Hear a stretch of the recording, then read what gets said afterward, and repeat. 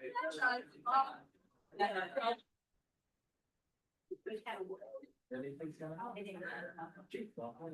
really.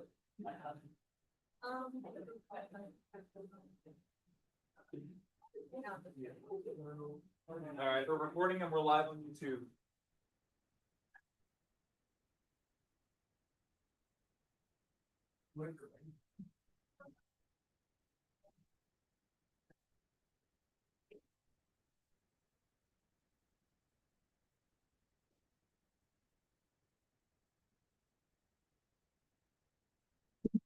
Welcome, everybody. If I could ask everybody to please stand for a moment of silence and salute to the flag.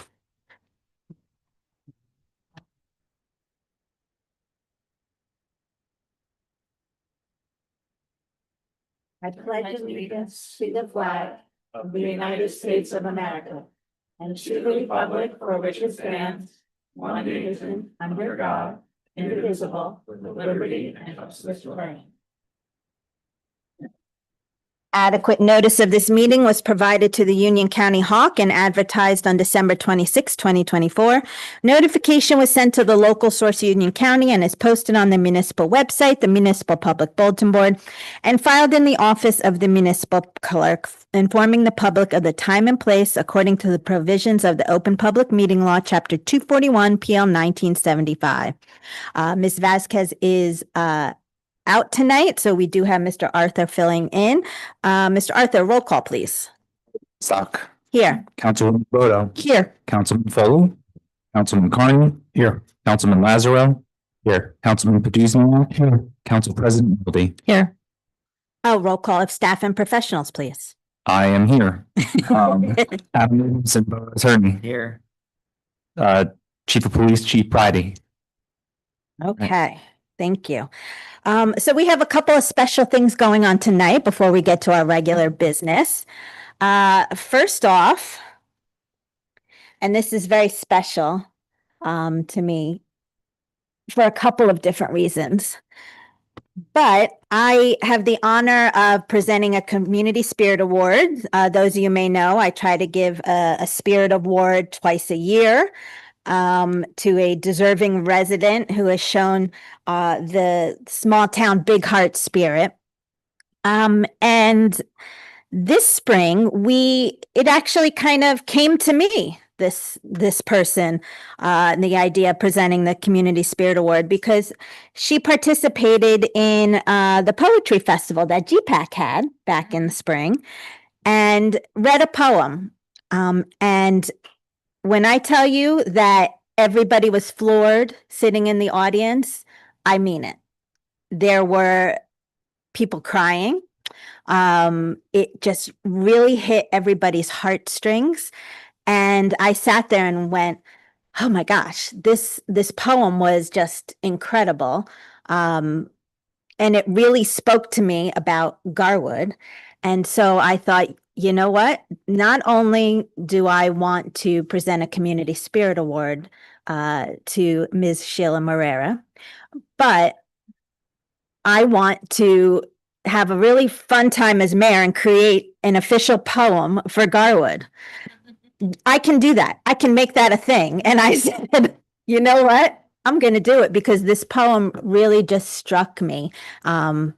And it deserves to be honored, and the spirit behind it deserves to be honored. So right now, I would like to ask Ms. Morera to join me up here.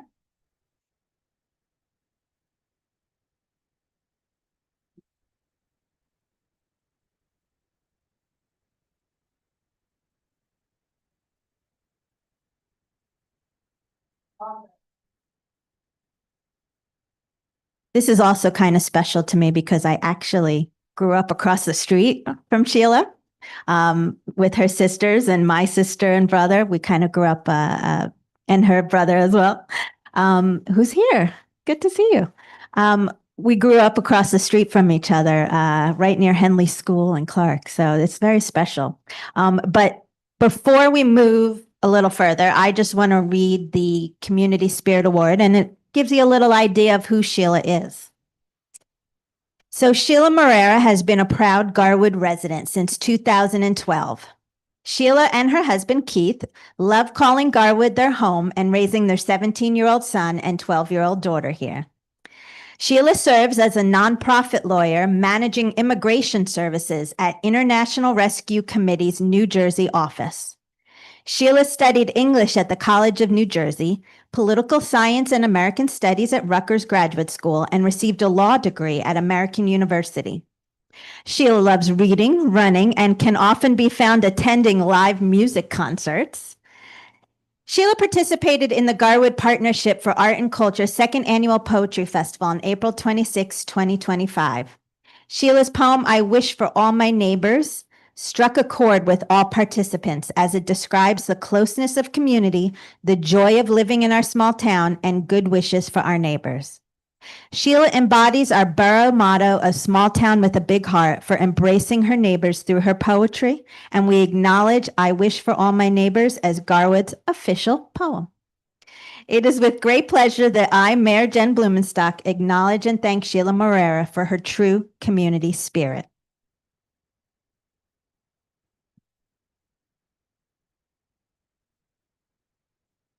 Sheila, along with the award here, our community spirit recipients also receive a little special something. You can keep this in your house. This is the Aeolian Factory Castle that you see on North Avenue, and it's a drawing made by a resident, the late Bill Connolly, and we give this to every one of our recipients as a little something special to remember Garwood.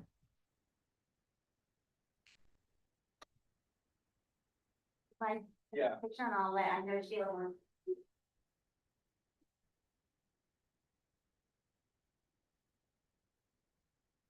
Okay.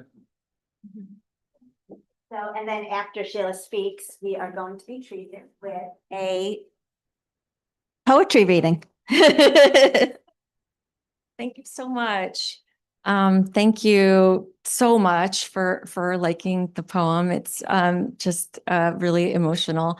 If I could just say a quick thing, I've been really enjoying the graduation season lately. I love it every year, but I love it this year. And it's always really fun to watch neighbors, friends, families, kids reach their milestones and start new chapters. And it's just really beautiful to see how much the kids have grown, whether they're graduating from kindergarten or Lincoln School, like Craig and Feliciana here, from the high schools, from college.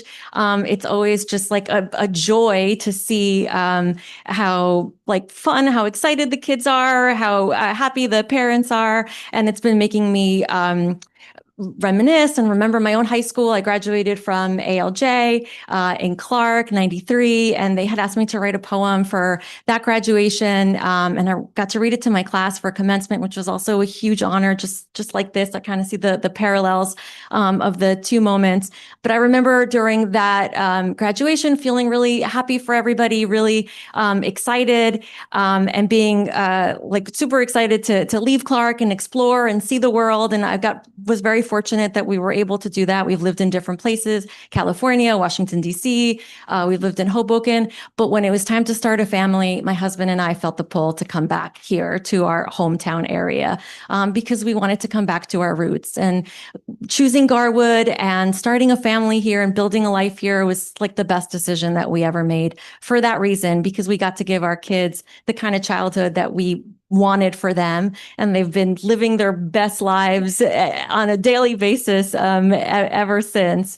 The kind of life that we have here, we just feel super like supported by everyone in small ways and big ways. One day I forgot to lock my front door and the wind blew it open, and our mailman found me online and made sure I was okay because he thought it was weird and closed the door for me. So that's Xavier. One day my daughter was like walking down the street past the crossing guards and found herself on like the wrong side of Center Street. And she called me. I couldn't come get her. She was little then. And I texted a neighbor, and Mrs. Panici within like 30 seconds was out her front door, stopping traffic so my daughter could cross the street. And that's the kind of town this is. I just feel like how lucky are we that we get to live here. So my parents always said, you don't have to be best friends with your neighbors, but you do have to look out for them. And we all have to have each other's back. backs. And I think that's what we have in Garwood. And I just truly feel like I want the best for everybody. And that was the inspiration for the poem. So I'll read it. Thank you. All right. I wish for all my neighbors. Homes that flicker through dark block grids with the kinds of soft lights that fill winter rooms with cozy, carefree yawns, or summer yards with friendly fire pit chatter. Unrushed and overnourished mornings, slow sips of coffee that stir awake the joys of gentle nows. Kitchens brimming with aromas tendered as rewards for the hard work of regular days. Sounds of kids giggling, saying nonsense phrases rendered meaningful by innocence and angst. The familiar feel of just outside the door, that fresh and quiet blue sky air on days that are so aggressively pleasant you feel grateful to be alive in a town with lawns and fences and flowers. The solace of having the people you love be okay. The sweetness of it all, this precious life. I wish for all my neighbors comfort, safety, and peace. I wish for all my neighbors to be okay. Thank you so much.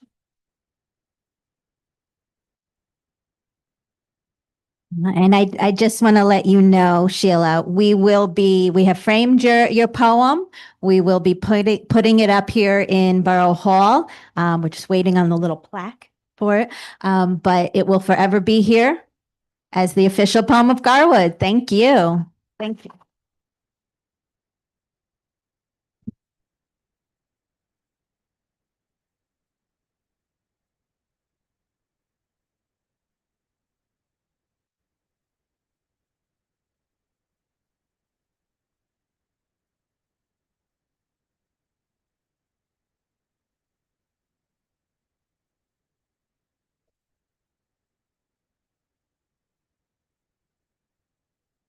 Okay. So now we have another special event and some special people to honor. Some of you may have noticed that the little mailbox on Center Street by the post office that collects old flags it disappeared for a little while. That was because the Builders Club at Lincoln School offered to repaint it. It hadn't been touched up in a very long time. And the Builders Club kids, which is a Kiwanis Club affiliate with middle school, right? There's the Kiwanis Club for adults, Key Club for high school, and then Builders Club in middle school. They offered to paint it, and then we restored it back to its original location so you can drop off your old flags there again. And Mrs. Rosenblum, Michelle Rosenblum of Lincoln School is here to help me honor some of the children who helped paint the box. So if you'll come up here, Mrs. Rosenblum. And thank you for all of your hard work. I want to admit, Mrs. Rosenblum does a great job with the Builders Club. She's come to our senior club meetings and had the kids play games with the seniors. We're always looking for ways to interact. I know you've done a lot with the food pantry at St. Anne's as well. They do a lot of great stuff in the town, and that is due to you. So thank you. We have a few kids here. A lot of the kids couldn't make it, but they do have certificates we'll be sending home with Mrs. Rosenblum to take to them. But I want to call up. Do you want to call them up? You know what? I'll just read this. It says, with sincere gratitude, we thank you for your patriotism, dedication, and tireless efforts in restoring the flag donation box in partnership with the Lincoln School Builders Club. Your contribution reflects a true spirit of service and helps make our world a better place. So thank you, guys. All right, Feliciana.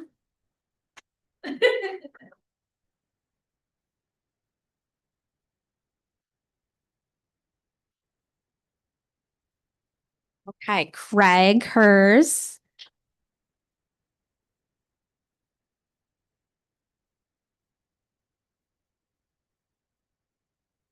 Okay, Kennedy McNellis.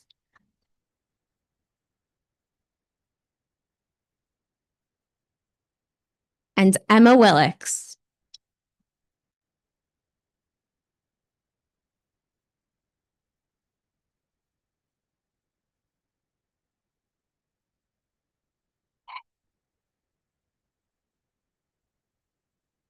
Hey, hold up your certificate. You guys did a fine job.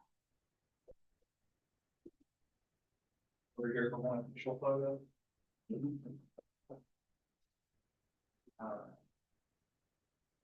Thank you. Thank you so much.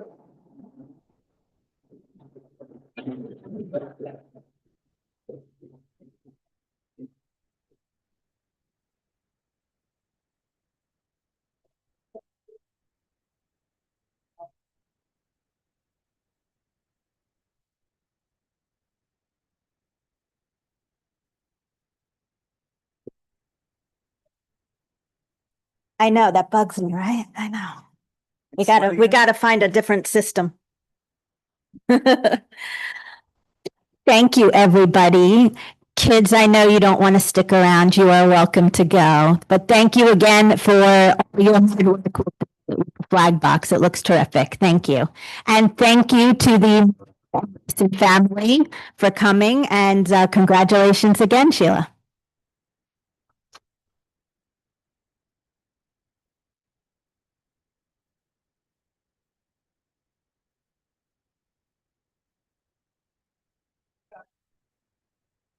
Thank you.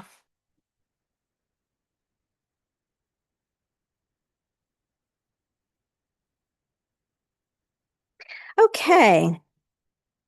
We will keep going with the report from our borough attorney. Nothing new. Okay. Report from our borough administrator. Yeah, so you're gonna see tonight, we're introducing the ordinance that we spoke about last time regarding alcohol consumption in restaurants on Sundays. Last time we had mentioned just a 7 a.m. start, but this has now been changed to a 9 a.m. start. Garwood's new code enforcement rental property administrator is scheduled to begin on Monday, June 30th. And now that we're through the estoppel period for our multi-purpose bond that we recently did, you're going to see a lot of those projects from that bond starting, some resolutions approving those items from that bond in the next couple of meetings. We've already, some of the smaller purchases, we've already placed the orders and we've gotten them going. So that's it for my report. Okay. At this point, I actually want to ask, before I give my report, Chief Pridey to come up. You can see there is a resolution, let's see, what number is it? 25-140, with the, body cameras, and, Chief Pridey, I just wanted him to come up and explain some of the, council members who aren't on the police committee, just a little bit about what this is, because, he has done I think, a really good job of saving the borough money, which we all love to hear. Chief Pridey, if you could just give a sort of a quick summary of what that resolution is doing, and let everybody know. Sure. So this is Axon. Axon is the company that we use our body cameras. There's pretty much only two other companies, Motorola and I think is Watchdog. I talked to all the other chiefs in the county. Everybody's completely unhappy with customer service, quality. The cameras don't work when they're supposed to. Axon has great reliability. We didn't go seeking this contract. We had to add another license, which is about $3,500 for the year for an additional license. So they looked at, we currently have 3 different contracts with them. They figured that we could probably bundle this and in the long run, save a lot of money. So what this does is it adds to what we already have. We have Axon Draft, which helps with the report part. Axon Translate, which recognizes over 100 languages. Because not every officer speaks 100 languages. It'll be possible. There's even been times throughout the county calling Cranford, Westfield, Clark, the county police. We can't even get somebody to help translate. So this has live translation and it also transcribes it for later use. So that's huge. The also redaction assistant right now, our detective, when an Oprah request comes in, which more and more come in every day, he has to go frame by frame and blur out sensitive information, whether it's your driver's license, a child, if it's a medical, something medical scene and stuff like that. This is going to be able to speed that up. It's not even like believable how fast it speeds it up. Because right now, say the officer on scene takes somebody's driver's license, he blurs it out. If the officer moves a little bit, it comes up in the camera. He has to do it again, frame by frame by frame. This, you'll be able to highlight it and does it immediately, and he goes through all that. So all these, and also a policy chat, which we upload all of our policies. Anytime an officer or supervisor has a question, instead of logging in to, 3 different passwords and this and that, they'll get the answer immediately on what our policies are for everything that we do. All of this goes, this program unbundled comes out to $1,060,643. The initial, after the initial negotiations, we got them down to, and previous Chief Stouffer started this. I just finished it. He got them down to $721,999. Wow. I was able to do some more negotiating with them and tons of meetings we've had. We got it down to $588,000 and $588,326 spread out for 10 years. Axon, every January, if you don't have a contract with them, they raise their prices 6 to 8%. Plus the additional $3,500. Plus we have to buy another camera. This contract, along with everything that we get, their technology for the next 10 years we're eligible for, we get brand new body cameras every 30 months. We get all the docking stations. We get the clips to put it on your body vest, the chargers, you name it, we have it. We will have it every 30 months, whether a new camera comes out or not. They just ship you out new cameras along with extra ones in case something does happen to that. We're not waiting days or weeks or months. So that's a huge thing. We also have an unlimited warranty with them. If it breaks, they send us a new one. The guy went so far as saying, if so you get ketchup on your camera, call them, you say, oh, it still smells like ketchup, they'll send you a brand new one. Like no questions asked. So that's big. One of the biggest things is our storage. Our storage right now is capped, and the previous chief has had to go back and change all the redaction timeframes. Right now, we do the bare minimum, what the state recommends, and that runs into issues. Sometimes no request comes in, we don't have it. Now, the initial negotiation, they were going to give us 10, I don't know about this technology stuff, but 10 terabytes. I don't know if that's a lot or a little, but now we're going to have unlimited for 10 years. We'll be locked into that for 10 years. We'll have unlimited data, which is also huge because we also have a program where it's called community request. If somebody's a victim of a crime or they're a witness, instead of them coming in and downloading this and sending them a link, we literally just say, hey, what's your phone number? What's easier for you, phone number or email? We go on our phone, the department issue phone, this supervisor has one, and you just send them a link. They literally click 2 things, whatever video, pictures, it goes right into our cloud database. It links it right to the case. This way, the detective or anybody else needs to view it. We also send stuff to the prosecutor's office. It goes directly to them, and it's already labeled and properly, so we're not going to lose it. That's a huge thing. We were getting a credit of $1,400 also by signing this contract, and just the other day I was able to get them down to, they took off another $9,778.25 for our 2025 payment. Just because we've been working on this for so long, I expressed to them that, this is a big ask. I've only been the chief for 25 days, and I was like, dude, you want me to go in there and ask for $1 million? Like, that's pretty crazy. Like, I was like, you have to work with me. And then even the numbers he came back with, like, this is absolutely their bottom price. It's going to lock us in for 10 years. We're going to get amazing technology that's going to help the officers do their jobs. The translate alone is huge. We've had the last three big things that we've had. The victim only spoke Spanish. We had to use a security guard in the hospital. Like, that's bad for a victim. Like, imagine telling your story. You're the victim of a crime and you have to translate it back and forth. Another job that we had, the 3 people only spoke Georgian.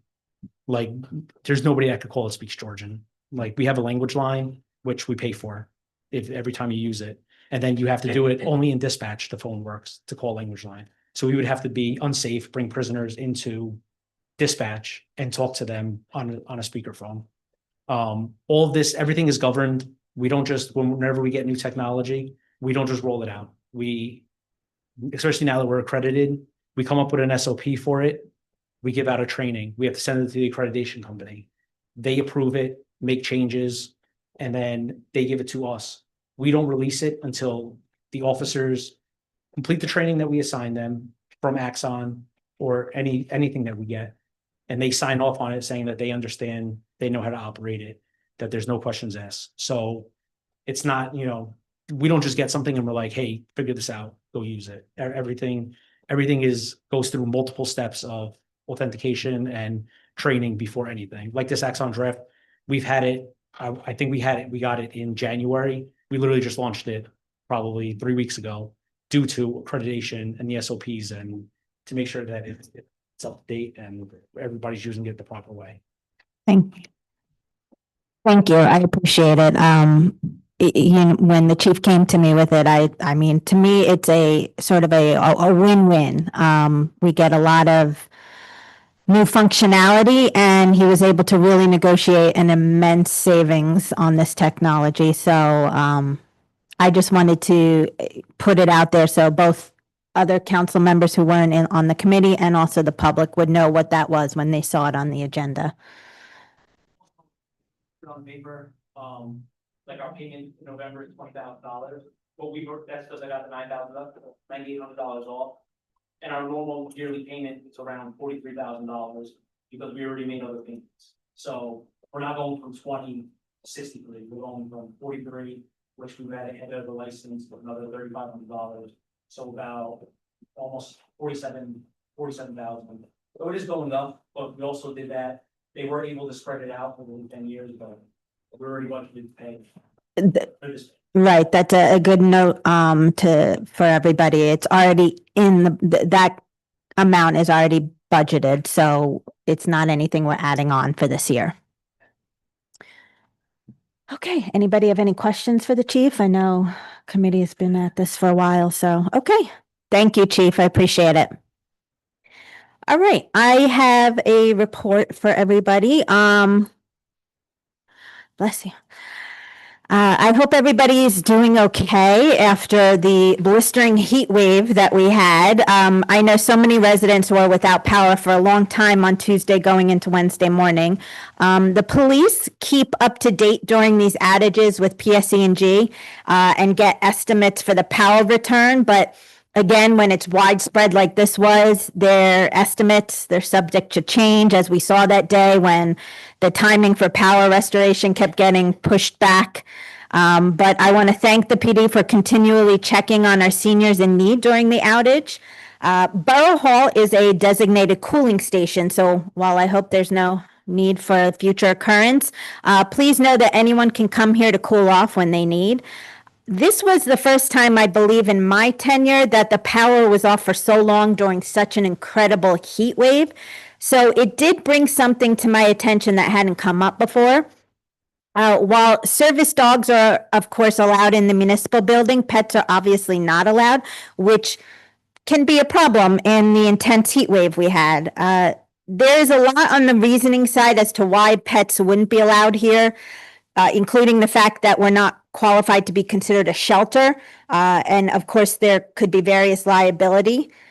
But I would like to ask the police committee to just take a look at this. There may be something we can do, perhaps some policy we can put in place, or even it may come down to somebody somewhere we can partner with that can allow pets should something like this happen again. So I know it's not going to be a quick, easy answer. I don't have one, but I'd like to start looking into this. So I'd like to refer this over, Councilman Carney, to police for their next meeting to begin discussions on it. Absolutely. We'll take it up in our next meeting. Thank you. Okay, so we had some great events the past couple of weeks here in Garwood. This past Saturday, Safer Streets Day, so a lot of residents, both adults and kids, come out to help paint the curb bump outs, along with Easy Ride volunteers who helped guide the project. All of the materials were provided by NJTPA through their demo library grant. Thank you to everybody who participated, including fellow council members, as well as our borough administrator, John Arthur. It's not often you get a borough administrator who comes out in the 90-degree heat to volunteer his time to paint the streets. So that was pretty incredible. Thank you. Everybody braved those hot temps and it was very much appreciated. I think the end result is not only a helpful measure for slowing cars, but it definitely looks pretty beautiful in our downtown. Our police also need a big thanks as they were out there keeping our streets safe for us and also promoting bike helmets, giving out coupons to the kids who biked by or came to help out. Garwood's businesses were also an important part of the day, with Lytle providing juices and breakfast pastries and Lorenzo's providing the group pizza following the event. So all in all, thank you, a fantastic community effort.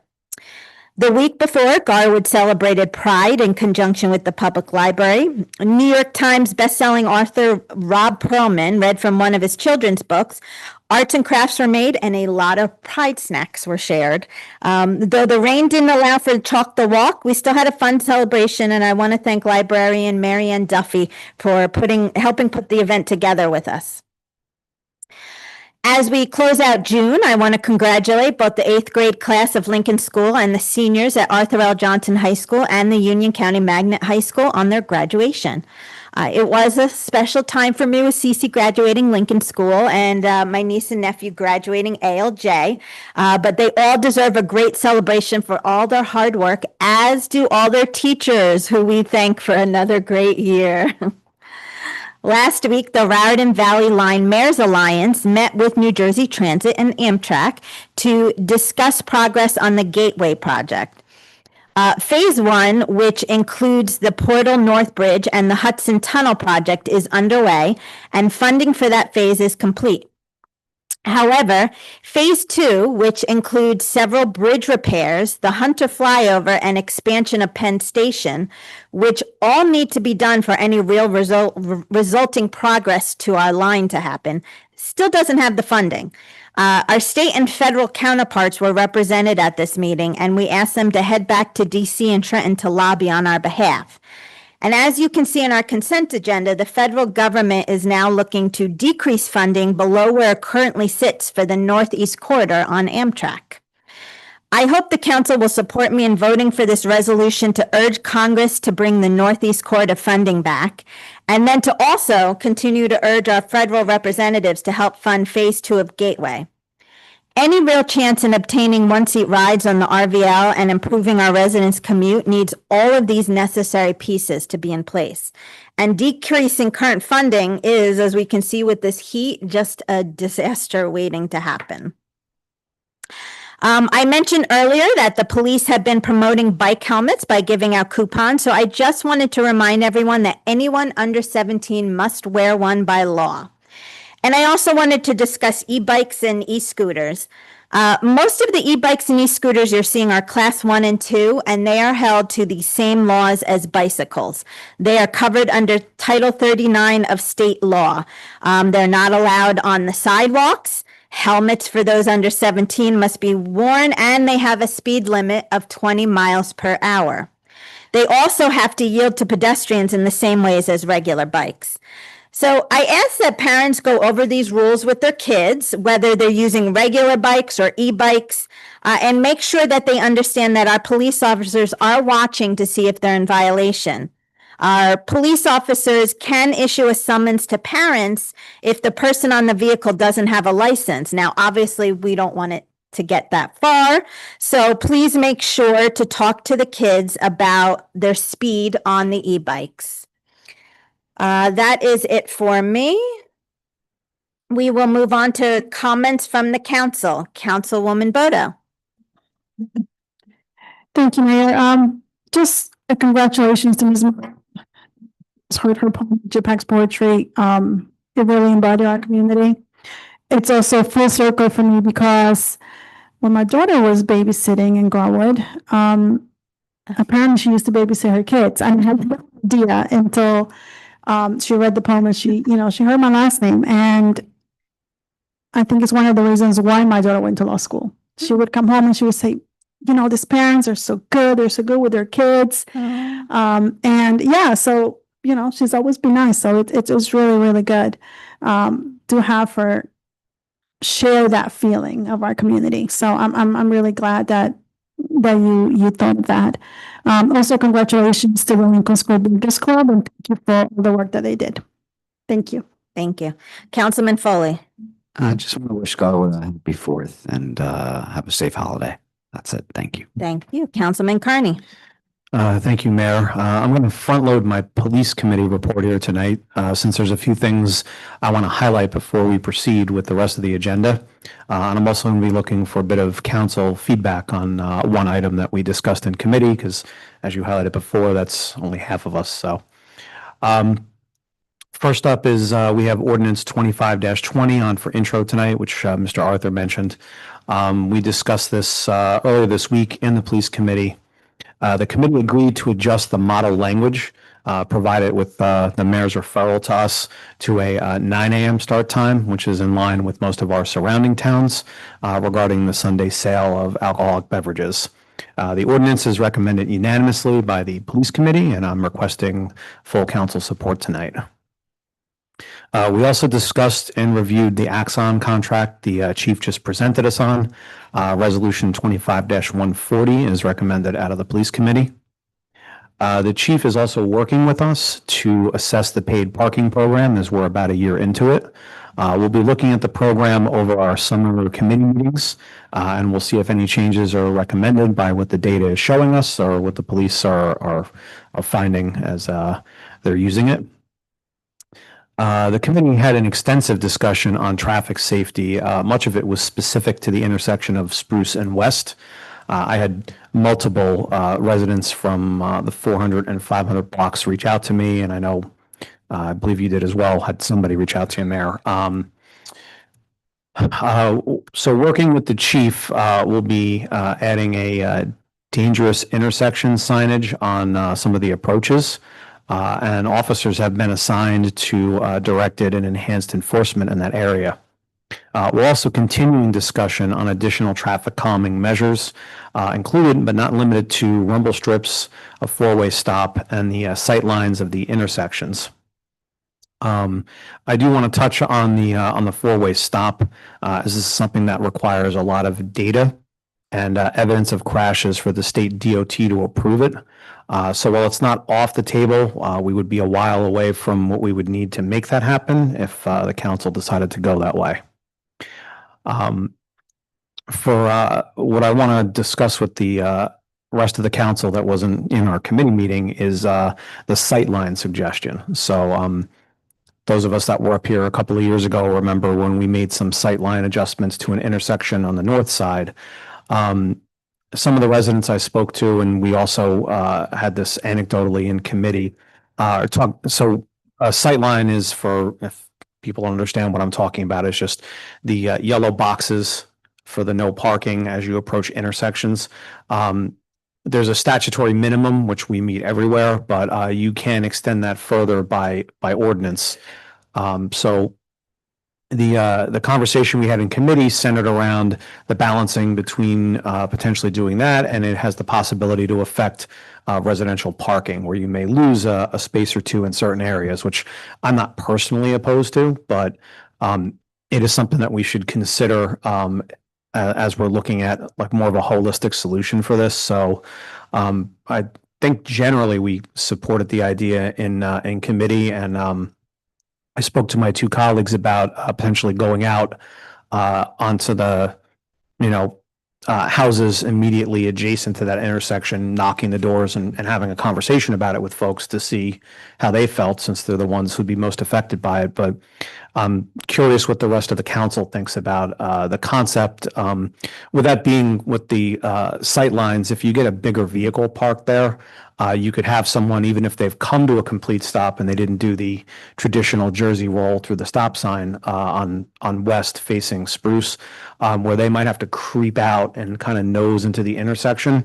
And there's a really good chance of getting hit at that point, because the person approaching is coming at 25 miles an hour minimally if they're following the speed limit, and they're not going to have time to react to you. So pushing back those sight lines could have a benefit, and I'm just curious what the rest of the council thinks about it. We're going to continue to discuss it in committee, and I'm going to do some follow-up in that neighborhood, but if that's all right with you, Mayor.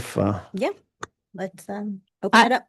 I would suggest a more comprehensive look at all of our sight lines, because I do find that crossing Center Street. The sightline isn't sufficient to really see the traffic that you're pulling into. And West Street is another example of that. But I think that there are probably, if we were to make an ordinance, I think we should really try to look at all of the sightline adjustments that should be made and just do them all in one go. So, I would like to remind council, that we are going to be undertaking a circulation element study. I think the RFP went out this week. Yes, it was posted on the website on Monday. Yeah, so that should help with this, taking a look at, the sort of the holistic look at the entire town. And it's obviously something we can specifically ask the planner that ends up doing this to really look at and hone in on different intersection sightlines for their recommendations. So. And I'm definitely willing to take a look at it in committee. I know a lot of our intersections are set to the statutory minimum. And that may be sufficient or may not, depending on the intersection. I think the circulation study is going to give us some actual data we can crunch on that. And also I have one more thing for my report about the urban SDK program we've been discussing. That will give the police the opportunity to again have another data set that we can really look at from like that 1,000-mile overview. And then if you have a list of anecdotal ones you want us to look at, I'll just drop me an email and we'll discuss in our next committee meeting. Councilman? Yeah, so I think there are more questions than I do have like well-defined thoughts on this topic. One is, improving sightlines to me seems obviously beneficial for reducing traffic accidents. The question I would have is any of these places, do we actually have data to show that we actually do have more traffic accidents, I guess, than the average space, or is there some metric of some sort or statistic of some sort that is used to determine when it's appropriate to, let's say, extend the sight lines? My second question would be, obviously, if that's one of the issues, obviously, is to improve traffic safety, but also I think another issue that I think a lot of residents complain about is speeding. Does improving sight lines affect speeding at all, I guess is a question. And because I know you mentioned four-way stop signs, I'm not sure about, obviously they could be done in collaboration or not. And then I guess my other question would be, how do four-way stop signs affect traffic safety? Because one thing that I was thinking about is, because I'm very fortunate in my commute. I have like a 3-minute commute, but my commute suddenly into Westfield has this four-way stop sign. And I have to be honest with you, people don't understand how to use a four-way stop sign. That's my personal experience. I'm not saying there's anything necessarily wrong with the four-way stop sign, but my anecdotal experience is like people struggle with the four-way stop sign a lot. So I'm not sure if that really is the answer for safety or speeding or not. I just have a lot of questions, like what is the best way? I've always felt like at least the rumble strips seem to be the least invasive way to try to slow down people. But yeah, I mean, I don't really have a really strong opinion, just a lot of To questions. talk about some of them? No. Because, Chief, do you mind? Because I know we just actually were sitting with a resident and spoke about rumble strips going that way might not be the answer because they're not leading to a stop sign, because we already have them at the spot. Yeah, just so Leading there. for when it comes to the rumble strips, and if you're slowing down, it's a lot less noisy. So we don't have any complaints that it's making so much noise. But if you're traveling at a constant speed, even if it is the speed limit 25, you're going to hear that a lot more. So all night long, especially in the night when it's quieter, the residents are going to hear like it's on the highways. Like they just put them in on 287, and when you drive there, it's like you feel it. So Yeah, people might slow down, but I think you're going to get a lot of complaints from And people- similarly, like I know everybody jumps sometimes to speed bumps, but they're great unless they're in front of your house. So you get a lot of complaint right in front about the noise and everything. So it's not necessarily the go-to. And similarly with the four-way stop, that was something we were discussing. If they're not stopping at the stop signs right now, and we have the blinking stop signs on those two sides, what makes us think they're gonna stop at, by adding more? Like, is it really what is the real issue here? That's So one of the- it's a lot of discussion that we need to have on this. Because one of the people that raised the concern, they said it's not a speeding issue, it's a stopping issue.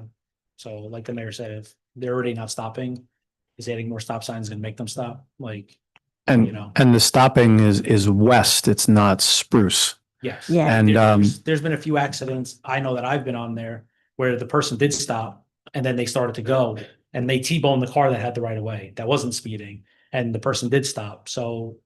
Which is what led us to the sightline discussion of, Yeah, so maybe- did the person, Obviously, people aren't gonna be happy that they're losing parking, but it'll give you more, it might work. Give you And- more and- time to see. West Street you're talking about? No, on Spruce. So that the car is coming, so the car is stopping. If you look to the left, you can see further down the road instead of like, I think it's 50 feet now over there on those intersections. So so we're talking about backing up that yellow box on Spruce a little further, which may cost a parking space or two, depending on which approach we're talking about. And again, I'm willing to take the ire of those folks if it improves the safety, if it's necessary, and the data is supporting it. And again, we are going to have this circulation element too, but a lot of what I was trying to do in committee here was just, we had a number of residents reach out to us and we wanted to give it a real solid look and provide a little feedback. And then also the chief was willing to work with us on utilizing some of his signage budget as just like the first step in addressing it. And then you had asked about if there's more crashes at that intersection than others. I didn't get that impression from our discussion, chief, I but don't really believe that that's the case. I don't think we have the data to, make major alterations to that intersection because there are accidents, and of course, if you live there, it seems a lot worse, but for as long as I've been here, there's maybe been 10 to 15 accidents in that intersection. There's more at South and East. There's more, maybe Pine and East where there's stop signs. So I don't I think we can take the first steps of getting the dangerous intersection sign, get the high visibility yellow ones, put them on the approach. We're gonna move the speed sign, put up the trailers and, but again, from the concerns that we've got there, they haven't said it was a speeding issue. And I did have officers out there. I think the highest person was going like 32 or something like that. Like, oh, is it speeding? Yes, but there is a little bit of leeway, so. Well, and that leads, I guess, to your next part of your report, which is this new software that we're going to be using that can help us figure out if there's speeding going on. yes, so we'd spoken or I've reported in a couple of previous meetings about the Urban SDK program, which the chief can probably describe a little better than me, but I'll give my bullet point summary is it provides the police with the ability for nearly real-time traffic and speed data, as well as the ability to look historically at past dates and times.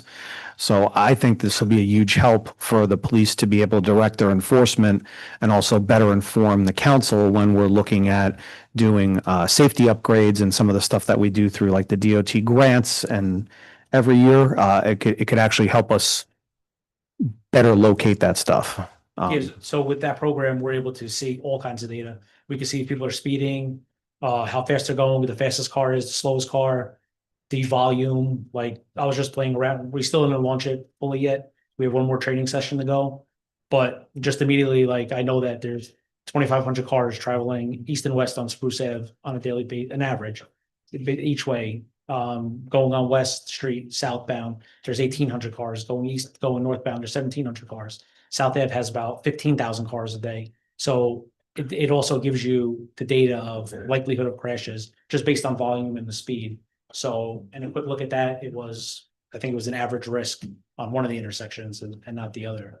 Other areas in town were higher risk, but we have no complaints about those areas, so. This program could give us literally every kind of data that we need, instead of having an officer out there for 2 weeks doing radar, or our trailers record data, but you have to leave them out there. And then we have to compile a report, then the officer has to go through it. So that could take a month to do at minimum, like if you're rushing it. So with this, we'll have answers to questions a lot faster. So. Yeah, this sounds really helpful for us, and I think it's going to be helpful for this discussion about this intersection. Does anybody else have anything they wanted to say about it before I? And that was, were on my comments and I was done. So thank you. So it looks like we have a couple of immediate things that the police department's going to take some action on in that intersection. And then, I hope the other, surrounding residents can take heart that we are going to continue looking at this as we get the new data coming in and we get the circulation element coming in so that we can see what other measures we can take in the future. So, okay, thank you. Councilman Lazaro, any report? Nothing for me. Okay, Councilman Poduzniak.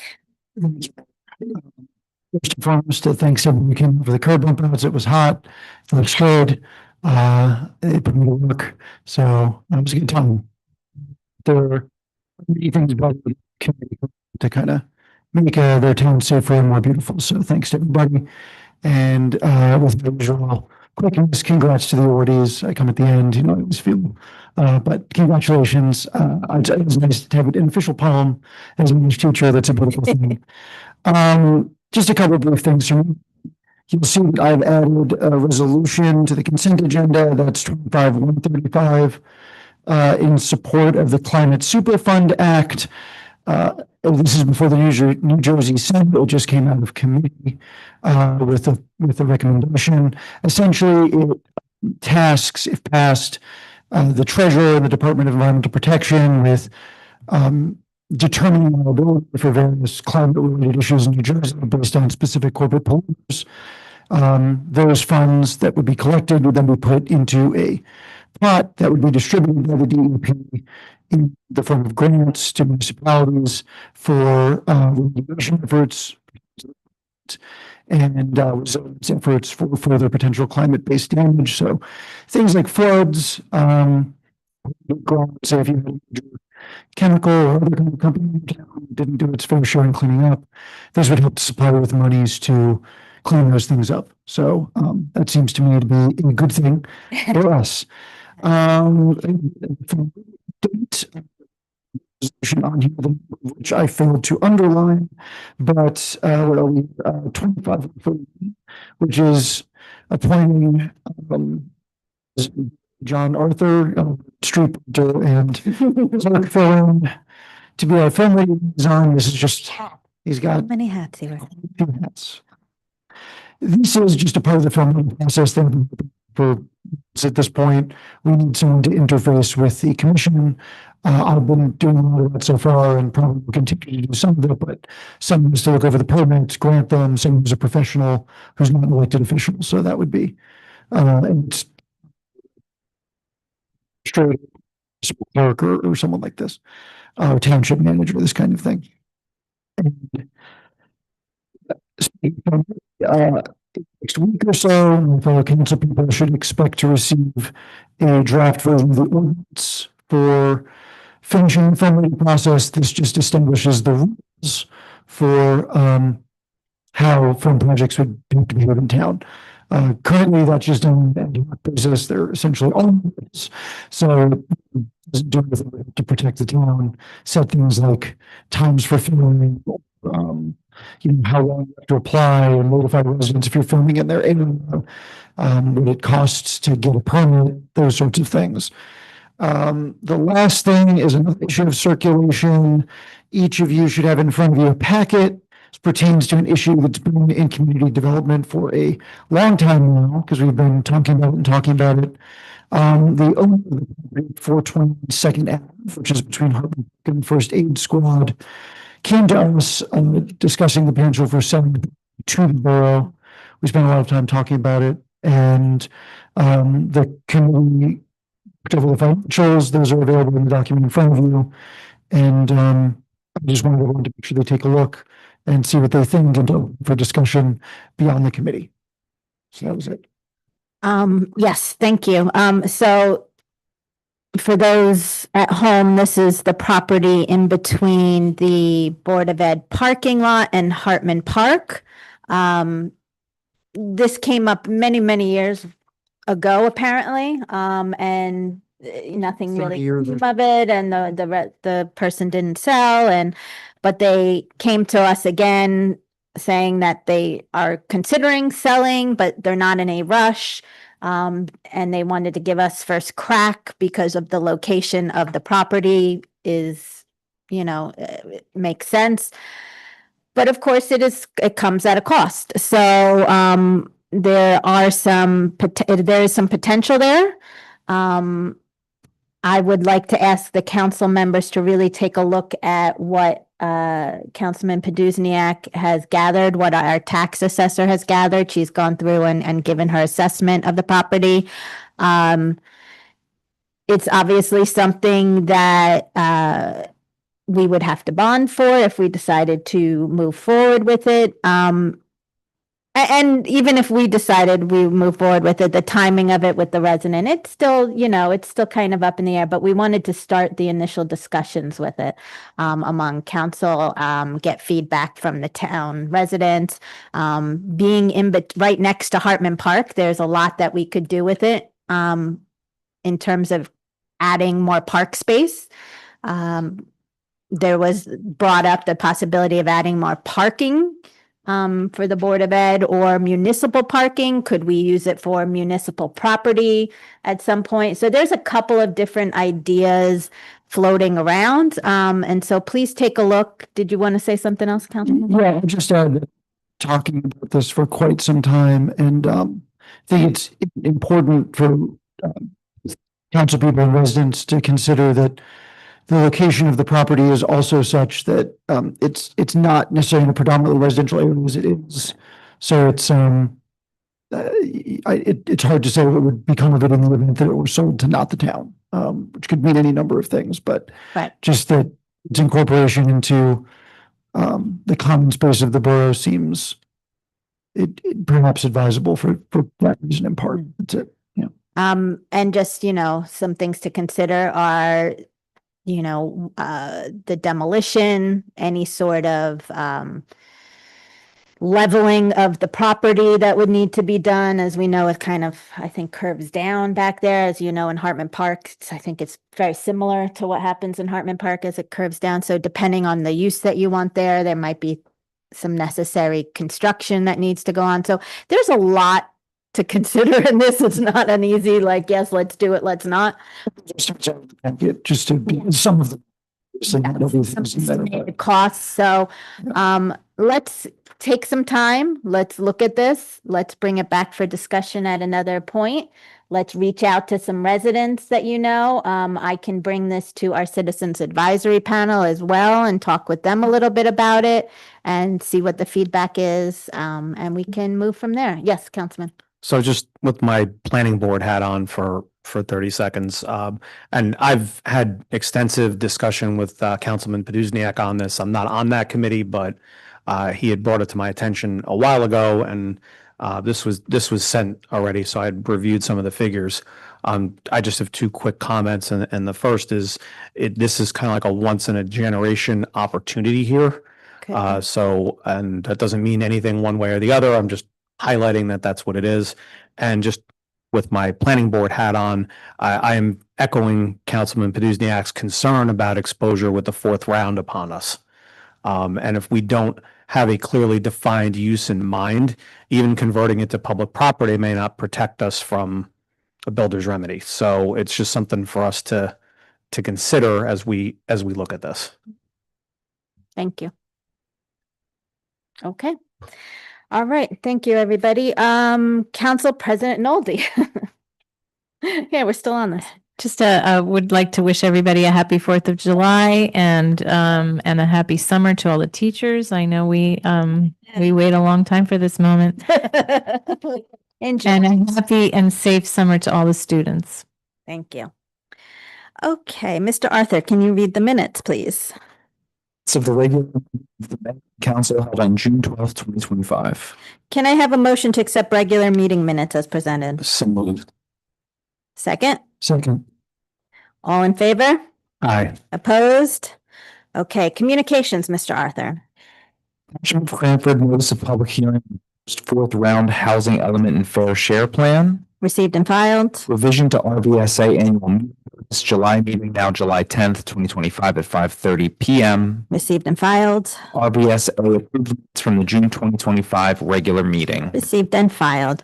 We have one ordinance up for adoption tonight. Mr. Arthur, can you read ordinance 25-19 by title only? It's number 25-19, bond ordinance to authorize the 2025 road improvement project in and for the borough of Garwood in the county of Union, state of New Jersey, to appropriate the sum of $385,000 to pay the cost thereof, to appropriate a state grant, to authorize the issuance of bonds to finance such appropriation, and to provide for the issuance of bond anticipation notes in anticipation of the issuance of such bonds. Do we have any correspondence concerning this ordinance? No. Okay. Does anyone present wish to be heard concerning ordinance 25-19? Please step to the mic, state your name and address, and limit your comments to 5 minutes.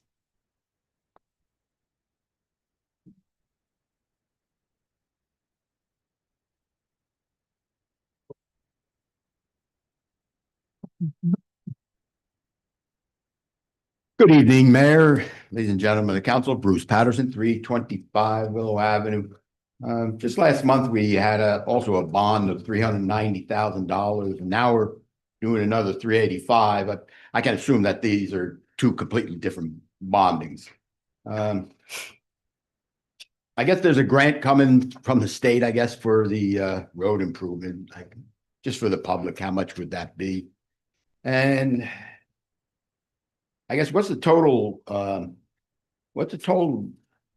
bond amount that we have now that we're carrying another almost $800,000? So thank you very much. Thank you. Is there anybody else who wishes to address the mayor and council concerning this ordinance? Okay, can I have a motion to close public hearing on this ordinance? Second. All in favor? Aye. Opposed? Okay, yes, this is a separate ordinance. That was for various capital projects with various departments. This is for our road work that we do each year, and DOT does provide a grant for most of it. Mr. Arthur, do you have that exact number? I don't have it on hand. It's in my email. Yeah, I'm trying to go through my actually in front of me. It was a pretty large It was percentage, though. most of it. It was most of it. That over to you through email. Yeah.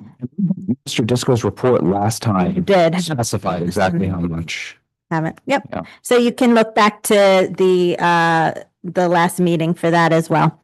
And then I believe the debt ratio is still about 0.8, the last I got from Miss Bruns. That's We can check that as well. Okay, Yeah. terrific. Those are close to that. Yes. Okay.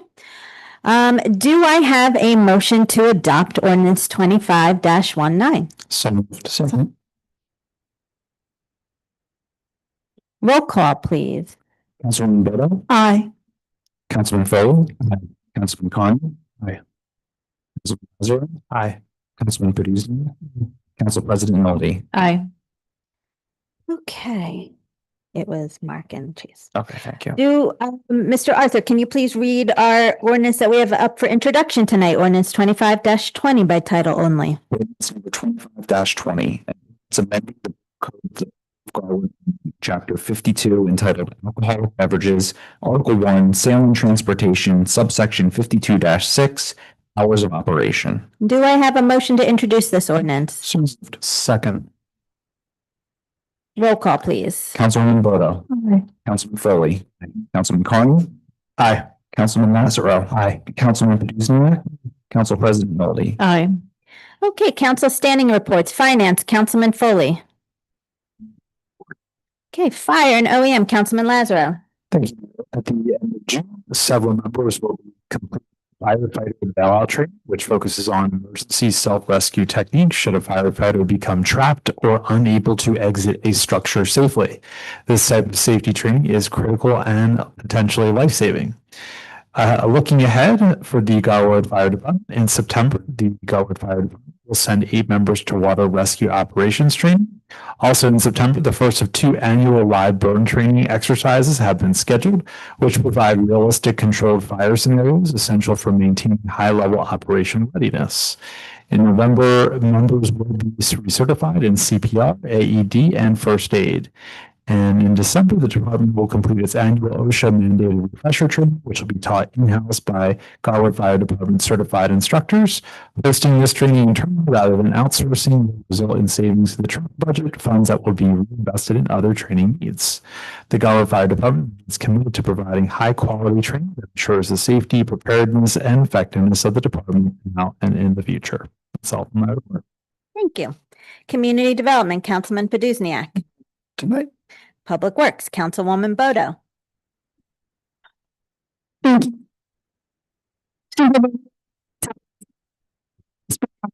Duties. Set up and take down tables and chairs at the sports complex for numerous recreation activities and events. Cleaned up the common areas of the municipal complex.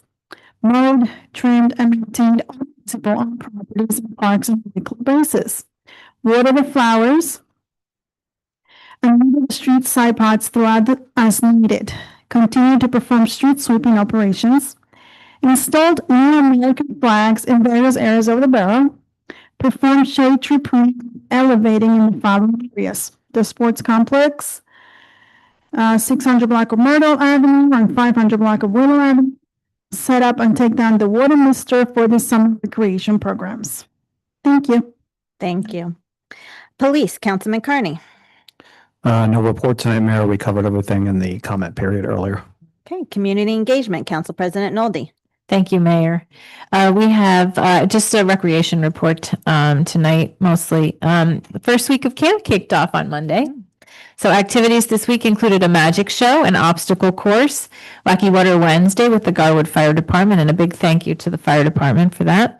Kickball, arts and crafts, games, and more. Next week, activities will include a slime lab, hoop wizard, Kona ice, and another Wacky Water Wednesday. Registration is still open. U.S. Sports Group soccer classes run on Saturday mornings from July 12th through August 16th for ages 1 to 7. It's a 6-week program, and you can register at garwoodrec.com. Adult open play soccer is Friday evenings from 8 p.m. to 9:50, and that is free. No report for historical. Garwood Partnership for Arts and Culture. There's still time to catch GPAC's group abstract art project entitled Garwood Celebrates Pride. More than 20 Garwood artists created square abstract art tiles using black, white, and the colors of the rainbow in honor of Pride Month. The tiles were collected and assembled by members of GPAC into one large work on display at the Garwood Library through the month of June. And that's all for my report. Thank you. Library, Councilman Lazaro. Thank you, Mayor. The summer reading is underway. Got your summer reading packet today. Registration will be accepted through July 23rd. On June 27th, July 11th, 18th, 25th, and August 1st, from 10 a.m. to 3 p.m., there's going to be a scavenger hunt. Check out a photo of the artist on the library's Facebook and Instagram pages at 10 a.m. Then search for the artist hidden somewhere in Garwood. Return to the library by 3 p.m. to report its location and claim your prize. The week of June 30th, July 7th, 14th, 21st, and 28th, there will be a program called Mismatched Masterpiece. Each week, check out the famous paintings on the whiteboard as you enter the library. If you can spot all the differences between two versions, you can enter to be selected every Friday and contacted the following day. And that's all from the report. Thank you. School Board Liaison, Councilman Carney. At the last Board of Education meeting, we bid farewell to Superintendent Chris Kinney, who has accepted a position in a neighboring district. The board appointed Dr. Jason Marks as the new superintendent, officially beginning on July 1st. I'm looking forward to working with him and continuing the relationship and cooperation that we've been building between the district and the borough over the last 2 years. Please take a look at the welcome letter and biography posted to the Garwood Schools website. The letter was written by the board's president, April Farrell, and joined the board and me in welcoming Dr. Marks to Garwood. Also, a quick congratulations and good luck wishes to all our 8th grade Lincoln School graduates, as well as our departing seniors from ALJ. And the next Board of Education meeting will be held on August 17th, as there's no meeting held in July during the summer break. Okay. Seniors, just a note, our first meeting in July has been canceled due to the 4th of July holiday. The next senior club meeting will be July 17th at 12 p.m. at the Knights of Columbus. Small business, Councilman Carney. No report. Board of Health Liaison, Councilman Foley. Planning Board Liaison, Councilman Carney. The June meeting scheduled for yesterday was canceled due to a lack of business before the board. Our next meeting is scheduled for Wednesday, July 23rd. Okay. Thank you. Our officers' reports, we have none tonight, so we will move to public comment. If there's anyone who wishes to address the mayor and council, please step to the microphone, state your full name and address, and please limit your comments to 5 minutes.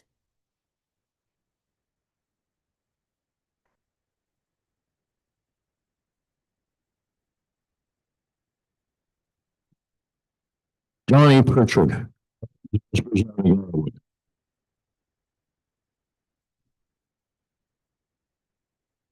Said it before, I'll say it again. We put back our police officers and firefighters, rescue squad personnel.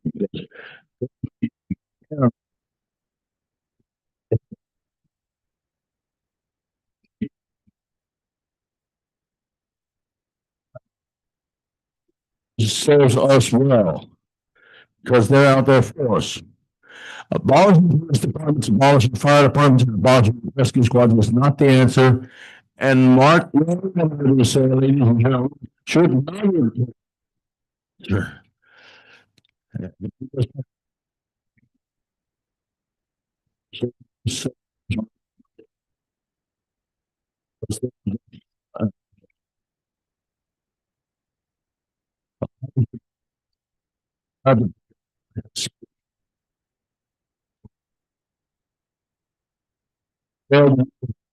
Back up our soldiers.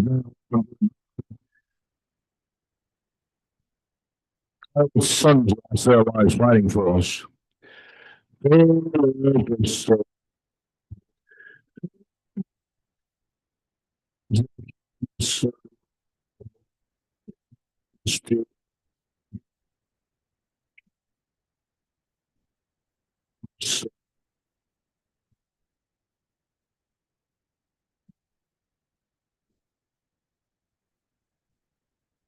Showed us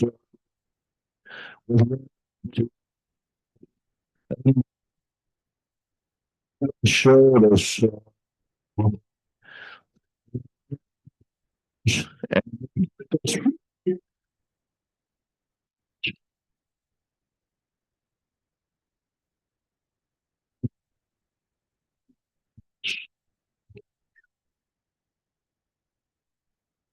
and should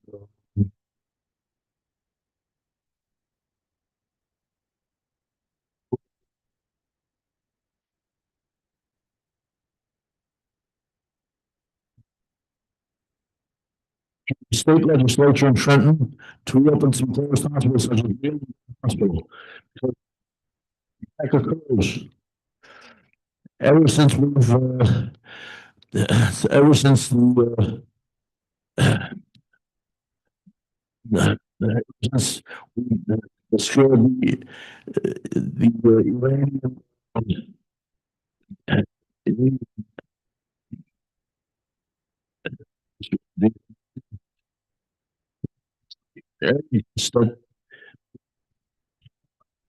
that's why we those hospitals definitely.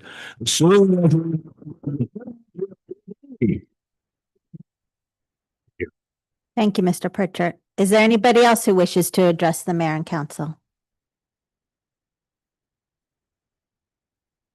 Hi, Jill Paul, 54 3rd Avenue. I agree wholeheartedly about the sightlines.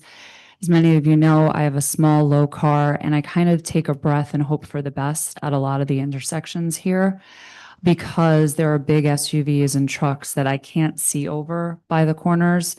I'm more than happy to let anyone, like seriously, police department or otherwise, actually use my car to survey the intersections. I think it's really important because not everybody here has these big Mack trucks and these huge SUVs.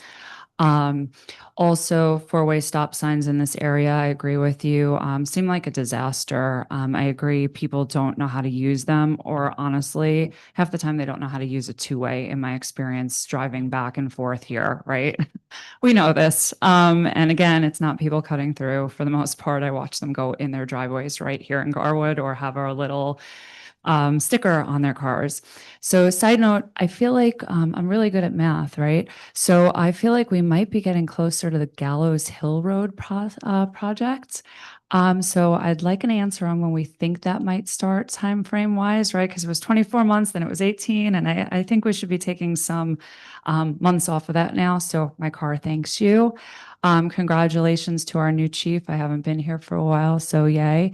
There were some friendly faces associated with the Aliver Foundation here tonight.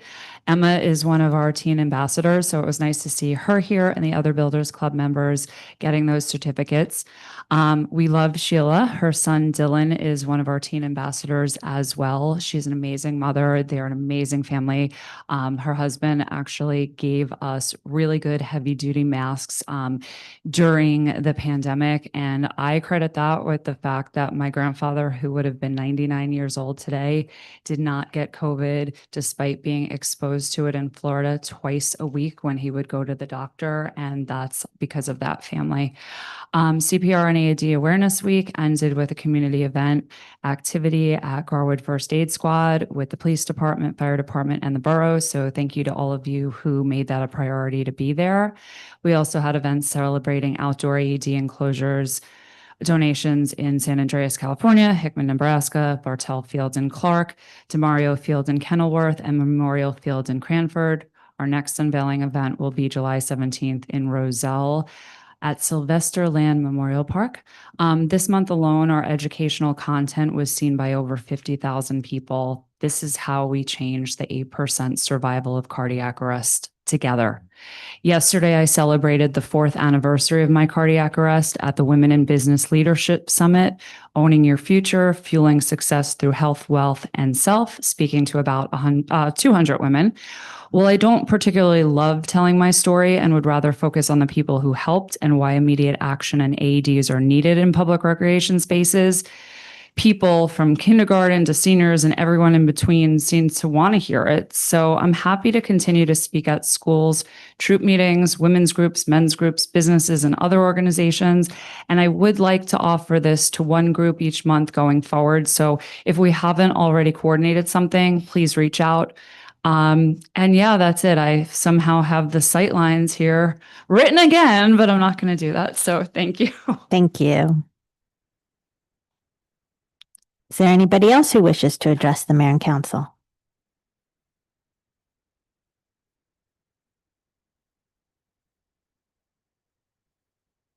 Good evening, Mayor and council members. Joe Gola, 25 Second Avenue. I have one thing that I wanted to bring up, but I will mention about the speeders in town. It's ridiculous. It really is. I'm on Second Avenue right near Anchor and Winslow. That's where they should put a wall.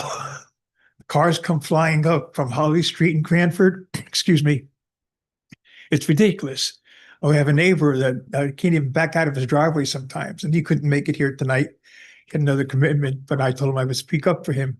My main concern here is Tuesday morning. I mean, it was hot. Slept later. My wife was downstairs already. Doorbell rang.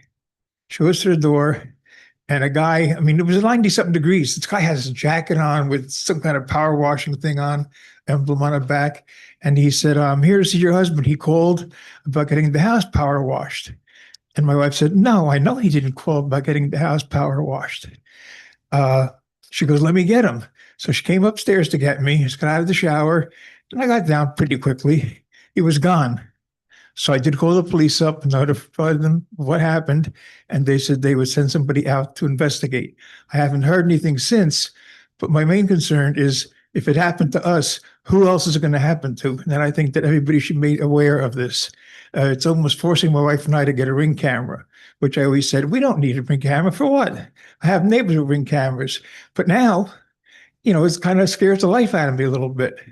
So I don't know if we can do anything about this, except like I did report it to the police, and I do have an incident number and everything, because the police did text back to me, they have it checked out, but I haven't heard anything. So either this guy just took off by foot, car, I don't know. But it was a little creepy to have somebody come and say, your husband was here, called me to get your house power washed. Our house does not need power washing, So just a heads up, everybody. Thank you much. Thank you. Is there anybody else who wishes to address the mayor and council?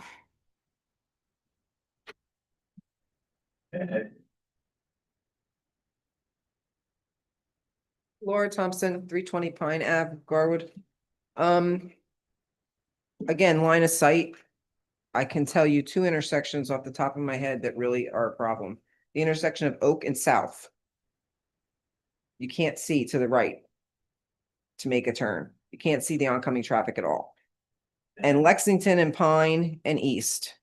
I live on Pine. There has been at least 4 or 5 accidents at that intersection alone in the time that I've been living here.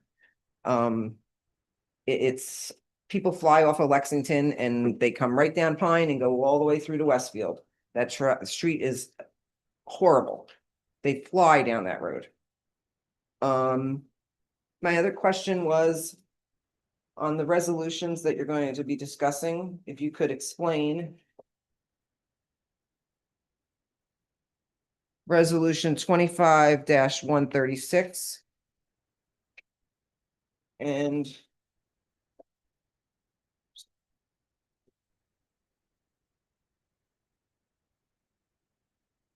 Resolution 25-134. I don't quite understand them. So if you could explain those, that would be great. Thank you. Is there anybody else who wishes to address the mayor and council?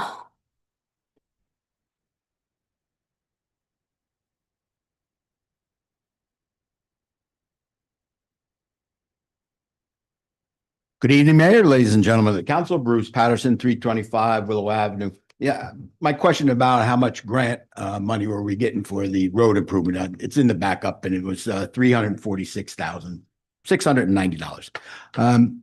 Also, I did ask about what the total debt is. I heard an answer that the debt ratio was 0.2. In my opinion, and I mentioned this about the at the budget hearing, that it's really just a fiat number, placebo for the town, to decide to bond more only because the equalized value of the town goes up. That'll keep the ratio small, even though debt is going up. Well, I'm concerned about higher debt. Anyway, so I'm still wondering about the total debt. Axon, I appreciate it. I invested in Axon. They have quality. They have a line of quality products. I don't know what else we're buying from Axon, but they have tasers and bulletproof vests, etc. It's a good. They're all good products. As to the mini bumps that were painted the other week, I guess, is there a set of criteria or data to be studied just to see how the success is of painting these mini bumps? I think Councilman Lazaro mentioned about retrieving data. So I'm just wondering how we're going to go about figuring whether these bumps were worthwhile or not. The cooling station, I mentioned this on Facebook, but the cooling station, maybe you have a couple of decks of cards and some board games, stay in the cabinet over there, and people that show up, they don't know each other, they can maybe play cards and board games for the kids also. The Garwood Fire Department, here's a simple question, I guess somebody can answer it. The bay of the fire department, is that air conditioned also? Maybe the dogs could be over there, if that's a choice. The county, You know, you're talking about lobbying to the state, I know, to the federal government. I think it was on one of these resolutions. But anyway, the county actually has $150,000 stipend given to winning strategies every year. I think it's 150, it might be 120. But anyway, I mean, possibly the county can get involved also in lobbying, helping us out. Weston Spruce, I made a suggestion on Facebook, and now I'm making it here. You know, blinking light may work because we had one on Center and Spruce, you know, and that seems to be helpful. Another question, I guess the police, I would assume they still do a accident study on all the intersections, you know, that should be available to the public. So yes or no on that one. And yeah, actually, the last one. This is the historical committee's material that we handed over to the borough, and they're in the lawyers' cases. It looks like you can't lock them. So is there some way to secure that so somebody doesn't pilfer any of our historical items? They're precious to the town. That's it. Thank you very much. Okay, thank you. Is there anybody else who wishes to address the mayor and council? Okay, do I have a motion to close public comment? Second. All in favor? Aye.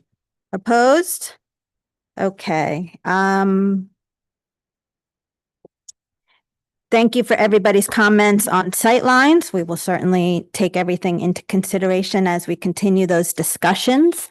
Mr. Gola, in terms of your incident, I definitely ask you to speak with the chief. But I also just encourage the public, really at this point, you know, if you don't know who's at your door, not to open it. If there is somebody coming along who is a vendor, they have to register with the town, and so they should have their tag on them, and that should be easy to see. And again, but you did the right thing by calling the police right away. If you see something, please say something and call the police. Yeah, it's just this is a tough time we live in, to say the least. And so I definitely ask everybody to take precautions. And I don't open my door if I don't know who it is. I suggest everybody really take that to heart. But also definitely call the police if you see somebody going door to door and they don't have their registration tag on them, and our police can take a look at that. The debt ratio was 0.8, not 0.2, Mr. Patterson. We said 0.8. Is there data on the bump outs? This wasn't something that we're collecting physical data on. This was more of a anecdotal feedback scenario. As I've explained multiple times, it's more of an educational project so that the town starts to, you know, learn what bump outs are, how they can be helpful, and it was just to bring the community together. And I think it's pretty worthwhile when you have volunteers doing something all together to make the town look nicer, but also provide a mechanism for safety, and it doesn't cost the town anything. I'd say that's pretty worthwhile, and I thanked all the volunteers for coming out to do something like that in the heat. So the bay at the fire department is not air conditioned, as it's, you know, open. It's an open garage. Chief, I don't know if this accident study, if you have anything to say on that. I don't know if the police always doing accident studies on each intersection. That's news to me. Thank you. We can look at different,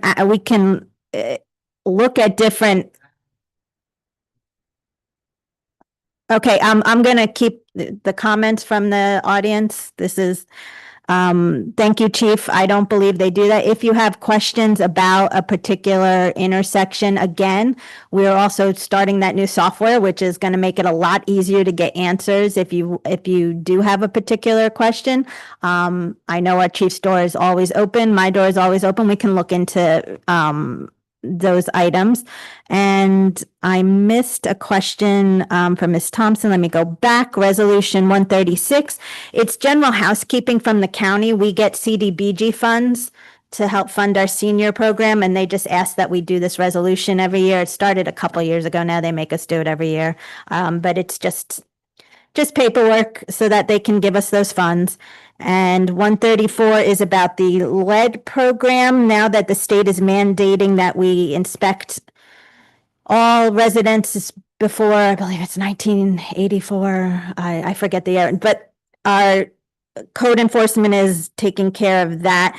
But now that we have to do that by state mandate, the funds for that, where the resident pays for the lead program, have to come into the borough. However, it's not coming in as a revenue. It doesn't, we don't get that money for it, but the money has to go somewhere before it's paid out. So our CFO needs to create a trust fund essentially for it to go into. And so this is just getting permission for that trust fund. But again, it's not revenue, it's a mechanism to get the money when the money comes in for that before we turn it over to the state.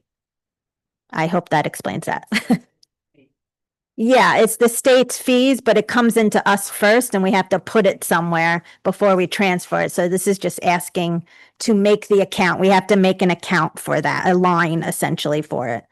So that's what that is.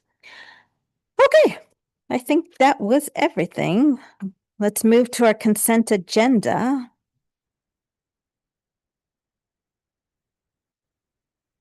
Is there any resolution that needs to be removed from our consent agenda? I was for 140 for discussion. 140? Anybody else? Okay. Can I have a motion to adopt the consent agenda as amended? So moved. Second. Roll call, please. Councilman Boda, Aye. Councilman Fold, Councilman Carney. Aye. Councilman Mazur, Councilman Paduzzi, Council President Marley. Aye. Okay, resolution 25-140. Do I have a motion to adopt that resolution? So moved. Second? Second. Okay, discussion. Just very briefly, I think the chief did a good job negotiating the growth. Comments don't have to do with that. Just a lot of the suite of technology pertains to various sort of artificial intelligence things, writing up reports, translating. Personally, I have concerns about how responsibility is assigned in cases where artificial intelligence is used. And I consider it personal responsibility of mine to at least voice those before the vote. Okay, thank you. Anybody else? Okay, roll call, please. Councilman Boda, Councilman Fold, Councilman Carney. Aye. Councilman Mazur, Aye. Councilman Paduzniak, Council President Marley. Aye. Okay, any new business? All right, payment of claims, Mr. Arthur. Resolved that the following claims is approved and the same are hereby ordered, paid, properly signed and verified, and the payment of payrolls as listed is hereby confirmed and ratified. Do I have a motion to adopt payment of claims? So moved. Second. Roll call, please. Councilman, Aye. Councilman Fold, Councilman Carney, Aye. Councilman Lazaro, Aye. Councilman Paduzniak, Council President Marley. Aye. Okay, the regular meeting of the mayor and council will be held on July 10, 2025 at 7 p.m. in council chambers. Information for meetings is posted on the borough website. Do I have a motion to adjourn? Second. All in favor?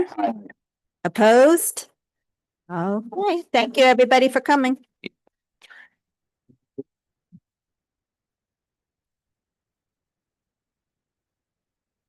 I won't write so much. Sorry.